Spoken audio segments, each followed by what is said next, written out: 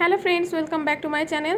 প্রতিদিন সংসারের ছোট থেকে বড় সকল কাজের ওপর কিন্তু একটা মেয়েকে খুব ভালোভাবে সচেতন থাকতে হয় এবং সচেতন থাকার পাশাপাশি সেই কাজগুলো কিন্তু তাকেই করে নিতে হয়।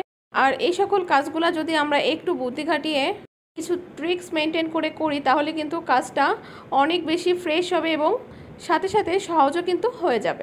আজ আমি আপনাদের সাথে শেয়ার করব কিভাবে আমরা টাইলস পরিষ্কার করতে পারি। আসলে মাঝে মাঝে দেখা যায় আমাদের এই টাইলসগুলো অনেক বেশি নোংরা হয়ে যায়, যদিও আমার ক্যামেরাতে এখানে খুব একটা বেশি বোঝা যাচ্ছে না। আর তাছাড়াও বাসাটায় যেহেতু আমি নতুন এসেছি, সুতরাং এই টাইলসে কিন্তু খুব একটা ময়লা নাইও। তো যতটুকুন আছে আমি আপনাদের সাথে শেয়ার করছি এবং এই টিপসটা 100% কার্যকরী, আপনারা বাড়িতে অবশ্যই করে দেখবেন। তো কি হয়, যখন এই টাইলসের গোড়াতে নোংরা থাকে তখন আমরা যতই ঘর পরিষ্কার করি না কেন এই ময়লাগুলো কিন্তু থেকেই যায় বেঁধে। ঘর বাড়ি আমরা রোজ মুছলেও এই যে টাইলসের যে মধ্যখানের ফাঁকগুলো, এগুলো কিন্তু আমরা প্রতিদিন পরিষ্কার করার সুযোগ পাই না, এমনকি করাও হয়ে ওঠে না। যদিও বা করি তখন আমরা এরকম ব্রাশের সাহায্যে পরিষ্কার করে থাকি। তো সেক্ষেত্রে কি হয়, আমাদের একটা রুম পরিষ্কার করতেই কিন্তু 1.5-2 ঘন্টা লেগে যায়। তো এই কঠিন কাজটা কিভাবে আমরা সহজে করতে পারি তারই একটা উপায় আমি আজকে আপনাদের সাথে শেয়ার করব। তো তার জন্য আমার লাগবে একটা মোজা এবং একটা চিরুনি। তো আপনার বাড়িতে যে মোজাটা আপনি আর পরেন না কিংবা ছিঁড়ে গেছে এরকম একটা মোজা, আর যে চিরুনিটা দিয়ে আর কখনোই মাথা আঁচড়ানো হবে না সেরকম একটা চিরুনি আমাদের দরকার হবে।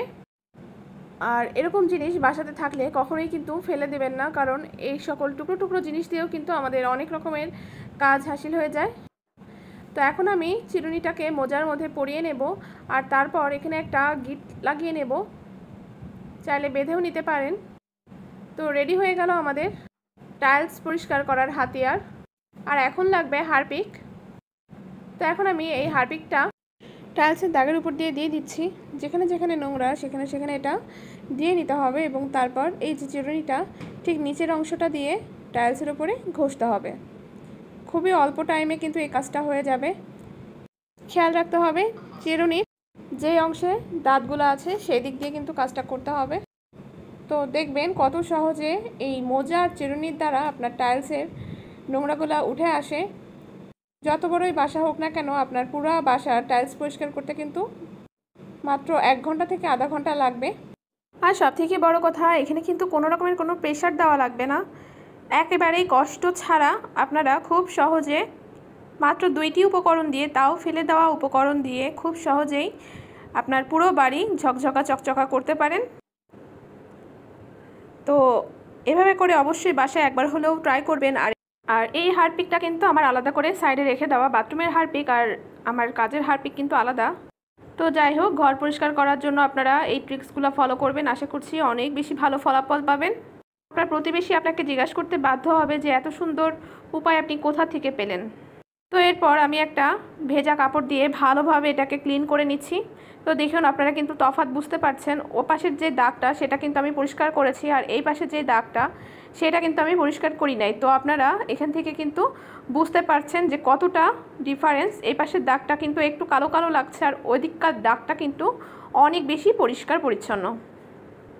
ঘর বাড়ি পরিষ্কার থাকলে দেখবেন আপনার মন মানসিকতা কিন্তু সব কিছু ভালো থাকবে, এমনকি আপনি যে কোনো কাজে কিন্তু সফলতা খুব সহজেই পেয়ে যাবেন, কারণ পরিবেশ একটা অনেক বড় অংশ আমাদের সফলতার পিছনে। সুতরাং আপনারা চেষ্টা করবেন সবসময় পরিষ্কার পরিচ্ছন্ন থাকতে এবং ঘর বাড়ি বাহির সব কিছু পরিষ্কার রাখতে।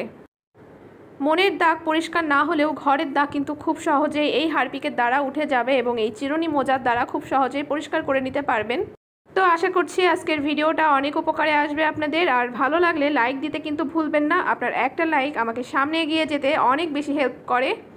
আর আপনার ফ্রেন্ডস এবং ফ্যামিলির সাথে শেয়ার করবেন যাতে তারাও কিছু শেখার সুযোগ পায়। আর আপনি যদি আমার ফেসবুক পেজ থেকে দেখে থাকেন তো অবশ্যই পেজটি ফলো করে দিবেন, এতে করে আমি কোনো ভিডিও আপলোড করলে সঙ্গে সঙ্গে নোটিফিকেশন পেয়ে যাবেন। তো আজ এখানেই বিদায় নিব, দেখা হবে নতুন কোনো ভিডিওর সাথে। সে পর্যন্ত সবাই ভালো থাকবেন, সুস্থ থাকবেন। ধন্যবাদ।